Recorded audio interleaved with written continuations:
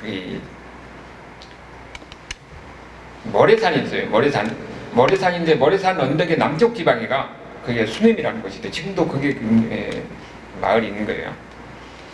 여기에 한 귀한 여인이 그랬어요. 그러니까 여기서 보니까 한 귀한 여인이라고 하니까 어느 정도 좀 돈이 있는 집안 같아요. 유력한 여인 같아요. 여기 뒤에 보면은 집안에서 엘리사를 위해서 거주할 방도 마련해주고 식사도 제공할 정도면은 그래도 그 마을에서 유리이고 어느 정도 리더급에 있는 그런 집안이다 하는 것을 알 수가 있대요.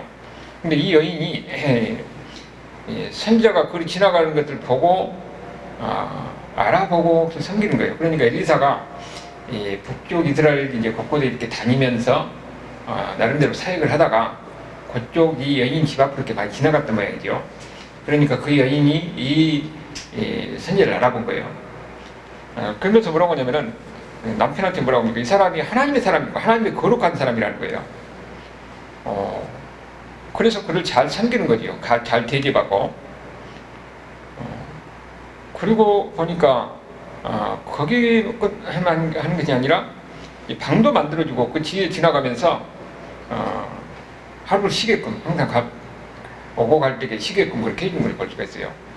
그러면은 우리가 인간적으로 봐도 아니 저 사람이 나를 위해서 이렇게 배려를 하고 음식도 주고 그 다음에 거처할 것도 지나갈 때마다 거처할 것도 주면은 고맙잖아요. 고마우니까 무엇인가 좀 해주고 싶은 거예요. 그러니까 엘리사가 지금 11절에서 보면은 방에 이제 거기서 거주하다가 저 사람이 나한테 이렇게 베푸니까 나도 좀 뭔가 해주고 싶은 생각이 든 겁니다. 그래서 이제 자기 이 시종 게하시한테 여인을 부르라는 거예요. 내가 당신이 나한테 이렇게 좋은 것을 많이 베풀었는데 내가 당신을 위해서 해줄 것이 뭐가 있느냐. 심지어 뭐라고 하냐면 왕이나 사령관에게 무슨 부탁할 일 있으면 나한테 말하는 거예요. 그 당시 엘리사는 왕이 불러도 아는 사람이잖아요. 그만큼 육신이 있는 사람이었죠. 그러니까 그 여인이 하는 말이 나는 내 백성 중에 거주하나이다. 더 이상은 원하는 것이 없다는 거예요. 어떤 대가를 바라고 하는 거 이 여인은 하나님의 사람이니까 하나님을 공경하는 마음으로 그를 위해서 식사를 제공하고 숙식을 제공하고 그랬던 거죠. 그래도 이 엘리사가 생각할 때에 그래도 뭔가 해주고 싶은 거예요. 여러분 우리가 잘 생각해 볼 필요가 있는 거예요. 지금 여기 엘리사는 그 앞에 그 왕이요 여호람 왕이 이 엘리사 선지자를 불러가지고 자기 뭘 물어보려고 그러잖아요. 그러니까 그 당시에 뭐라고 했어요? 내가 이 여호사밧 왕이 아니면 당신한테 내가 볼 일 없다. 당신은 당신이 섬기는 신한 당신 어머니가 섬기는 신한테 가라. 왜 나를 부르냐? 그러면서 아주 면박했던 사람이에요. 엘리사가 왕이 만나자게 해도 안 만나는 사람인데 여기에 지금 이름도 없는 시골의 한 여성이 자기에게 베푼다고 그 얘기를 하니까 뭐든가 해주고 싶은 이런 마음이 든 겁니다. 여러분 우리가 뭘 생각할 수 있겠어요? 하나님을 섬기고 하나님의 사람을 잘 섬기는 그 모습을 하나님은 뭡니까? 기억한다는 겁니다. 우리가 보이지 않는 하나님을 잘 섬긴다고 하는데 보이지 않는 하나님의 종을 잘 섬기지 못하면 그걸 어떻게 보이지 않는 하나님을 섬긴다고 말할 수 있겠어요? 여기 바로 그런 면을 우리에게 이야기해 주는 거예요. 그래서 이제 무엇인가 좀 해주고 이런 싶은 가운데 그 다음에 뭐라고 합니까? 마치 보니까 그 집에 그 종이 그래요. 이 집에 보니까 아들이 없더란 거예요. 아들이. 남편은 늙었는데 보니까 아들이 없어요. 그랬더니 이 엘리사가 뭐래요?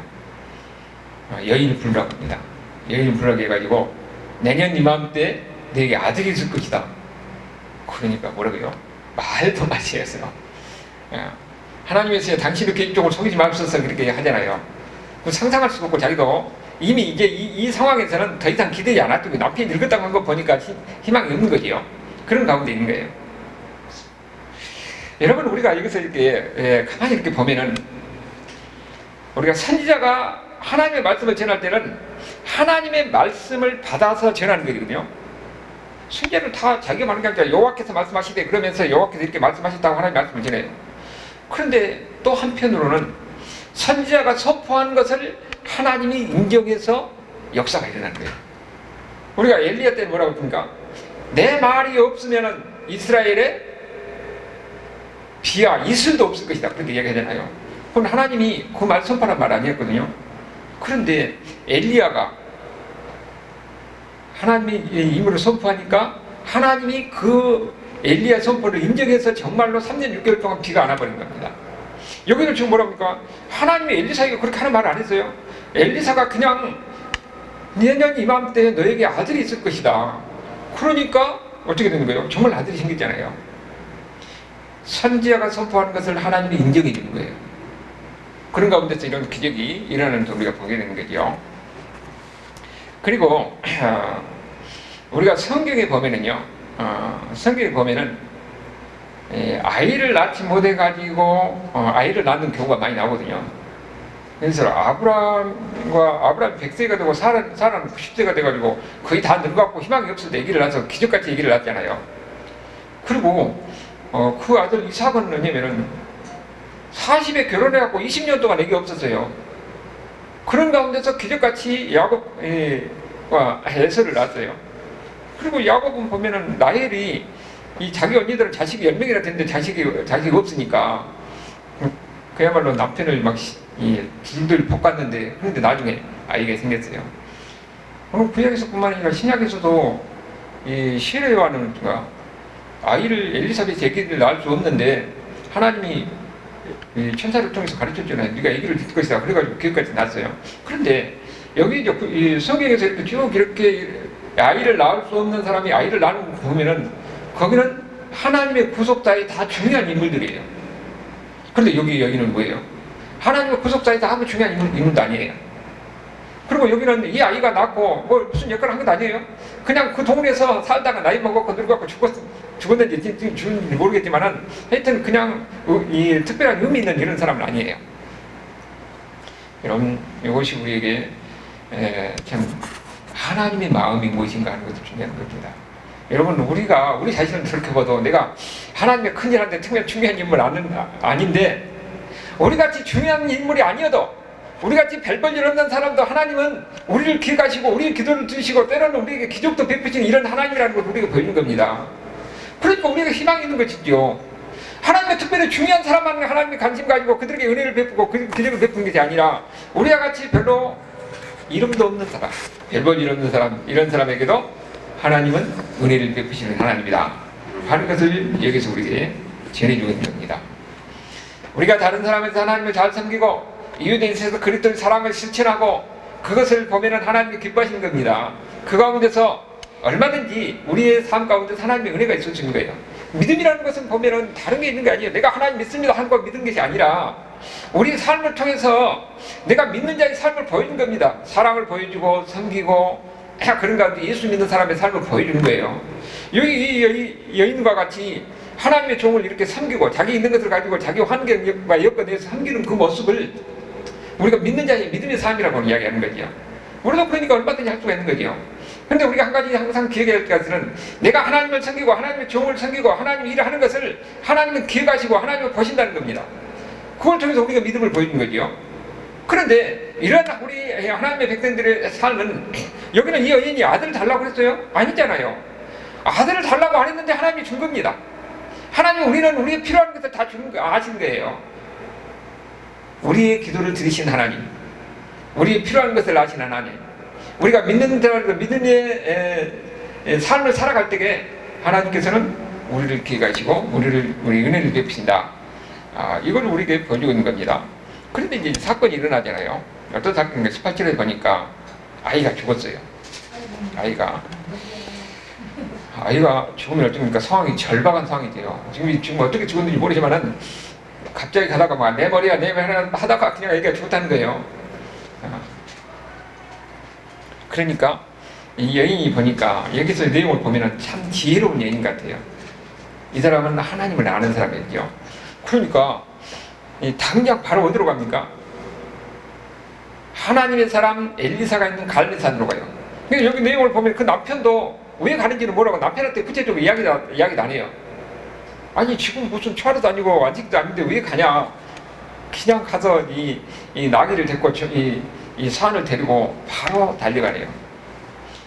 그리고 거기 들어갈 때 보니까 갈배산에 가니까 엘리사가 저 수냄령이 오는구나, 뭐가 지금 있는 것 같은데 한데 아무나 물어라 하는 걸 보면 구체적 내용을 모르고 있는 거죠. 이 하나님의 사람 엘리사도 내용을 모르고 있는 거예요. 게하시를 보내서 안부를 묻는데 이 여인은 게하시에게도 말도 안 해요. 평안하냐고 그렇게 평안하다고 하고 바로 달려가는 겁니다. 누구에게? 엘리사에게. 여기 보면은 우리가 지금 이 여인은 자기 아들이 어떻게 태어났는지 알잖아요. 자기가 달라는 것도 아니고 선지자 엘리사가 선포하는 가운데서 하나님 그를 인정해서 아이를 낳았어요. 그리고 이제 보통 이럴 때 보면은 나이가 바로 준비 아니라 이미 일할 때 같이 와가지고 뛰어놀다가 이렇게 하죠. 이 재롱 부리고 할 때면은 제일 정이 많이 들 때잖아요. 애기가 크고 한 7, 8살 되고 그러면은. 근데 항상 문제가 될 때는 가장 정이 많이 들고 가장 사랑이 많이 갈 때에 그때 하나님 데려가요. 여기 보니까 그런 것 같아요. 그러면은 이 여인이 뭘 생각했어요? 하나님이 준 이 아들이 지금 가장 정이 많이 들고 가장 애절할 때에 그때 하나님이 데려간 겁니다. 그러면은 언뜻 이 여인은 하나님의 뜻이 있구나. 지금 내 사랑하는 아들이 이렇게 갑자기 죽는 것은 하나님의 뜻이 있구나. 그러면 어디로 가야 되겠어요? 병원으로 달려가는 것이 아니라 하나님 앞에 달려가는 겁니다. 이 여인은 바로 사람 지금 남편한테 말 안 하고 게하시라는 이 엘리사의 시종이 하는데도 이야기 안 하고 바로 엘리사에 달려가서 27절을 보니까 산에 이르러 하나님의 사람이 나가서 그 발을 안 했다는 거예요. 얼마나 처절하고 절박한 상황이죠. 이 자식을 잃으면 부모는요 늘 보이는 것이 없어요. 지금 바로 그겁니다. 지금 엘리사를 그렇게 붙들고 있는 거예요. 우리가 여기는 보면은 지금 이 사람은 하나님의 뜻일 것이다 하고 하나님께 매달리는 것인데 그 하나님과 통하는 통로가 바로 선지자예요. 그래서 선지자를 통해서 하나님께 매달리는 거죠.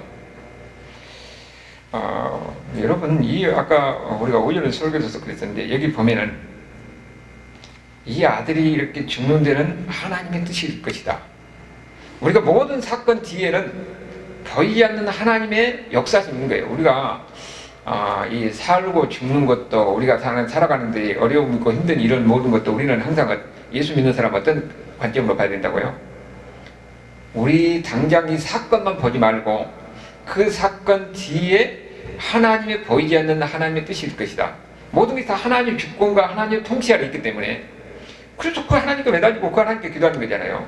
그러면은 여기서도 왜 하나님이 나에게 자식을 주고 갑자기 자식을 데려가는가? 그 하나님을 바라보는 겁니다. 여인도. 그래서 하나님 앞에 매달리는 거예요.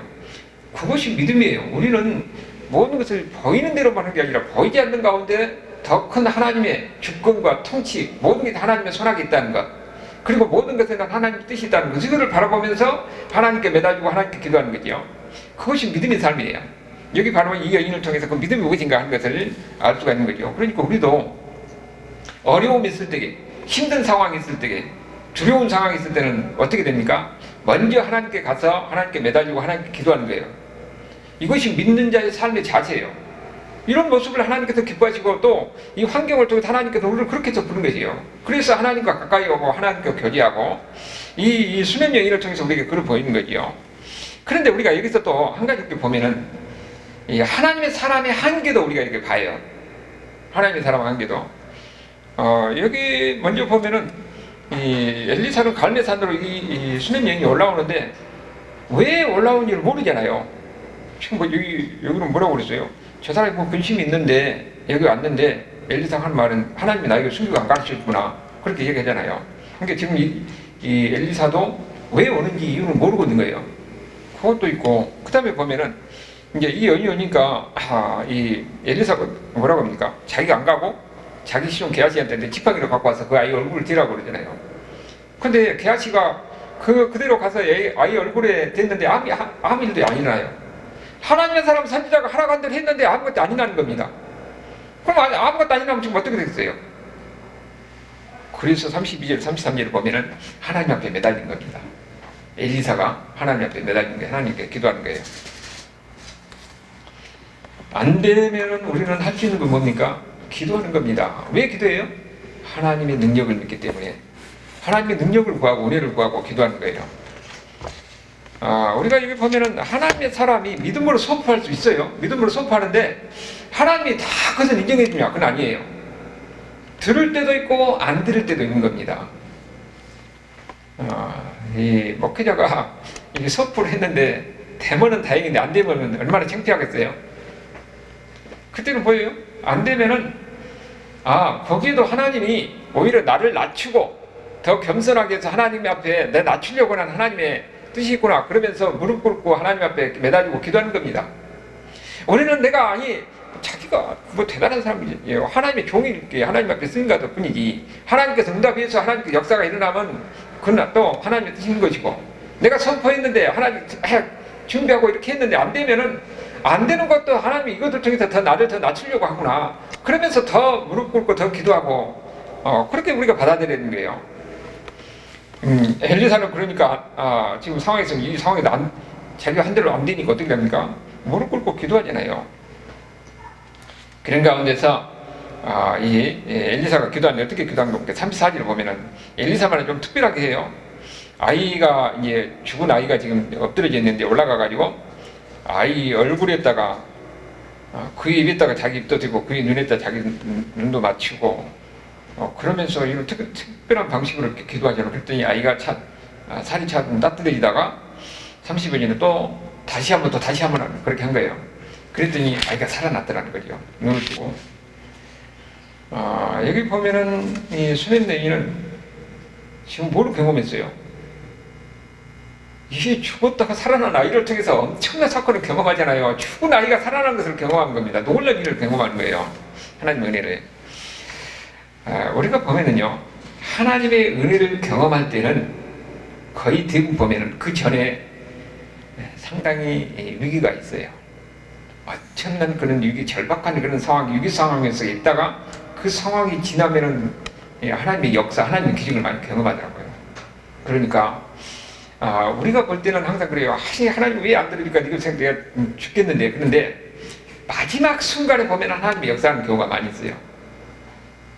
근데 그때도 우리의 원대로 다 들어주는 게 아니라 하나님이 들어줄 때도 있고 안 들어줄 때도 있는 거예요. 모든 것들 다 하나님이 안 들어주면 하나님 나를 버렸느냐? 그건 아니라는 거죠. 근데 대부분 보니까 하나님 경험할 때 되면 그런 거예요. 마지막 순간까지 하나님은 가시다가 마지막 순간에 그때 하나님이 역사하는 거예요. 근데 대부분 보면은 이렇게 해가지고 하나님을 한번 경험하면은 그 다음에는 위기 상황에서도 그때는 불안하거나 두려워하지 않는 거죠. 이게 바로 하나님의 뜻 가운데 하나님이 나에게 또 새로운 은혜를 주려고 하는 것이구나. 그러면 그 다음에 어떻게 되냐면 그 다음에 기대를 하게 돼요. 하나님이 역사하시는 것이다. 그러니까 믿음은요, 우리가 성경에서 우리가 알고 우리가 삶 속에서 경험해야 돼요. 위기 순간에 하나님께서 절박한 순간에 하나님께서 내 기도를 드리고 응답하신 것을, 그러면 그 다음에는 위기 순간이 와도 두려워하지 아니하고 담대하게 나갈 수가 있는 거예요. 그 하나님이 이 모든 상황을 아시고 하나님이 더 큰 하나님의 뜻 가운데서 역사를 이룰 것이다, 이끌어갈 것이다, 인도하실 것이다, 그 믿음이 있는 거예요. 그것이 믿는 자들의 삶이에요. 하나님은 그렇게 사람을 키워서 하나님 일을 하게 하는 거죠. 여러분도 마찬가지입니다. 이런 하나님을 경험하는 그 다음에 담대해질 수가 있는 것이고, 그 다음에는 어떤 환경, 어떤 어려움 속에서 두려워하지 않고 살아갈 수가 있는 것이죠. 우리가 여기 보면은 우리가 항상 또 그런 이야기를 해요. 성경에 보면은 이렇게 하나님께서 기적도 행하고 사람도 살리고 이렇게 하는데, 근데 당장 우리에게는 이런 어려운 상황이 있을 때는 왜 왜 우리에게 이런 게 안 일어나는가? 왜 지금도 많은 사람들이 죽어가고 있는데 참 하나님을 잘 섬기는데 그 불행한 일이 계속 있는데 하나님이 안 도와줄까? 그런 이야기를 우리가 많이 하잖아요. 우리가 이런 경우에 이런 생각을 해요. 예수님께서 오셔서 많은 죽은 자를 살리셨어요. 회당장 야이로 딸도 살리시고 나사로도 살리시고. 그런데 예수님이 죽은 자를 다 살렸냐? 아니에요. 거기 살린 사람도 있지만은 죽은 사람 그대로 그대로 죽은 경우도 있는 겁니다. 우리는 예수 믿는다고 해서 하나님이 우리의 기도를 다 들으셔서 다 죽은 사람 다 살리냐? 죽은 사람 그대로 놔둔데도 하나님의 뜻이 있는 거예요. 그걸 그대로 받아들이는 겁니다. 하나님의 뜻 가운데서 살릴 수도 있고 또 그냥 그대로 죽는 수도 있고, 우리는 어차피 이 세상에서 다시 살아난들 그 사람은 다 죽게 되는 거예요. 그냥 현실을 그대로 받아들인 겁니다. 근데 우리가 마지막 소망이면, 여기서는 우리는 어차피 죽지만은 마지막 주님이 다시 오신 날, 그날 우리는 다 사는 겁니다. 주님 안에서 영원히 사는 그 삶이 우리에게 있는 거예요. 그게 우리의 소망이 있는 겁니다. 그런 소망 살아가는 거죠. 그 다음에 우리가 한 가지, 여기서 한 가지 우리가 이 말 이야기하고 신약성경 관련해서 우리가 한 가지 볼 필요가 있는데, 아까 수넴이라는 곳이 모래산의 남쪽 그 기슭에 있다고 그랬잖아요. 그게 수넴이라는 마을이 있어요. 그런데 이거하고 관련돼서 똑같은 이야기가 어디서 나오냐? 똑같은 이야기가 아닌데 비슷한 이야기가 있냐면은 나인성 과부의 아들을 살리는 이야기가 나와요. 누가복음 7장 11절에서 15절까지. 누가복음 7장 11절에서 15절까지 한번 읽어봅시다. 신약성경 100페이지가 있죠. 우리 같이 한번 읽어봅시다. 그 후에 예수께서 나인이란 성으로 가실 때 제자와 많은 무리가 동행하더니 성문에 가까이 있을 때 사람들이 한 죽은 자를 메고 나오니, 이는 한 어머니의 독자요 그의 어머니는 과부라. 그 성에 많은 사람도 그와 함께 나오거늘 주께서 과부를 보시고 불쌍히 여기사 울지 말라 하시고 가까이 가서 그에 관해 손을 대시니 맹자들이 서는지라. 예수께서 이르시되 청년아 내가 내게 말하노니 일어나라 하시매 죽었던 자가 일어나고 앉고 말하기로 하거늘 예수께서 그의 어머니에게 주시니. 여기까지 보면은 여기도 보니까 죽은 자가 아들이 죽었는데 이렇게 살아났잖아요. 그런데 여기가 나인성이라고 그랬어요. 그 나인성이 어디냐면은 아까 모래산의 남쪽에는 수넴이 있었다고 그랬잖아요. 근데 모래산의 북쪽에 그 기슭 언덕에는 거기에 나인성이 있어요. 지금도 그 성이 있어요. 그러면은 우리가 이렇게 보면은 뭐라고요? 그 모래산의 남쪽에 있는 수넴이라는 구약 시대 때 죽었던 아들을 살리는 거예요. 근데 그 나인성 이 모래산의 그 북쪽에는 거기는 나인성이 있어가지고 과부의 아들이 죽었는데 그거 살리는 겁니다. 그러면 왜 이게 똑같은 산에서 이런 게 일어났을까? 여기에는 비교해보라는 그런 또 의미도 있는 겁니다. 우리가 두 개를 비교해 볼 필요가 있어요. 지금 엘리사는 보니까 아이가 죽었는데 왜 죽었는지 모르잖아요. 왜 죽었는지 모르니까 어쩝니까? 하나님 앞에 매달린 겁니다. 자기가 해도 안 돼요. 자기가 이 게하시에게 지팡이를 들고 데려가고 했는데 그 뒤쳐다 한 반응이 없어요. 그래서 그런 무릎을 꿇고 하나님 앞에 매달린 겁니다. 그랬더니 하나님께서 들어주셔서 이 아이를 살렸던 거지요. 그런데 예수님은 어떻게 합니까? 예수님은 여기 보니까 청년아 내가 내게 말하노니 일어나라. 권위를 가지고 명령을 하니까 죽었던 자가 살아나는 겁니다. 여기서 엘리사와 예수님의 차이를 우리가 볼 수가 있어요. 엘리사는 하나님의 종이고 예수님은 하나님의 아들이에요. 예수님이 어떤 분인가 하는 것을 우리에게 보여주는 거죠. 여기에 그 수넴 여인의 이야기는 구약의 역사에서 특별한 영향을 주는 그런 사건이 아니에요.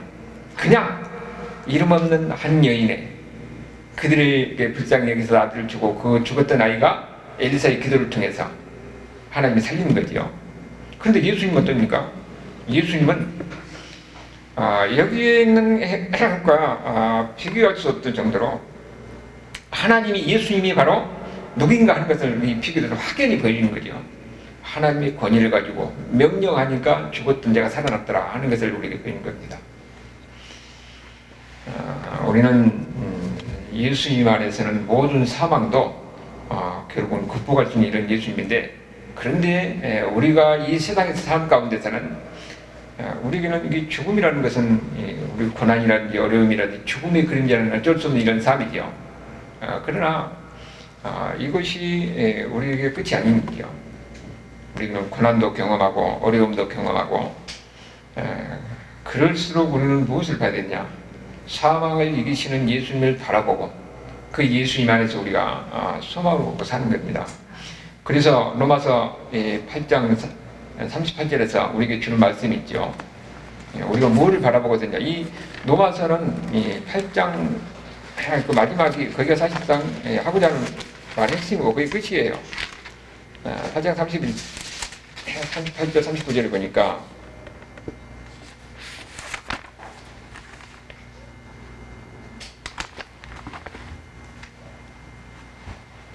거기 한번 읽어볼까요? 내가 확신하노니 사망이나 생명이나 천사이나 거짓자들이나 현재일이나 장래일이나 능력이나 높음이나 기쁨이나 다른 어떤 시종이라도 우리를 우리 주 그리스도 예수 안에 있는 하나님의 사랑에서 부를 수 없느니라. 이것이 바로 우리에게 환난과 어려운 가운데 있을 때에도 우리에게 위로가 되는 말이에요. 어떤 상황에서도 하나님은 우리를 사랑하시고 우리가 보면은 어려움도 있고 아픔도 있고 그리고 절망할 수도 있어요. 그러나 하나님은 우리를 끝까지 사랑하신 거예요. 그래서 그 하나님을 바라고 예수님을 바라보면서 다시 예수님과 함께하는 그날을 우리가 소망하고 사는 것이지요. 나인성 과부의 이 아들을 살리신 하나님이 얼마든지 우리를 살릴 수 있고 궁극적으로 다시 오시는 그날 우리는 주님과 함께 영원히 사는다. 이 소망 갖고 사는 것이 예수 믿는 삶이에요. 우리는 하나님이 나를 기억하랴. 하나님은 우리를 기억하시는 겁니다. 내가 이게 특별한 견해는 아닌 것 같지만은 예수님 안에서 우리는 하나님의 귀한 사람들이고 또 나의 아픔, 나의 어려움을 다 아시고 우리가 어려운 가운데서 뭐를 바라보고요? 예수님을 바라보고 사는 겁니다. 나를 사랑하신 하나님, 끝까지 나를 사랑하시고 그리고 천국 가는 그날까지 우리를 지키신 이 하나님을 믿으시고 살아갈 수 있는 저와 여러분 삶이 될 수 있기를 주님으로 축원합니다. 하나님 감사합니다.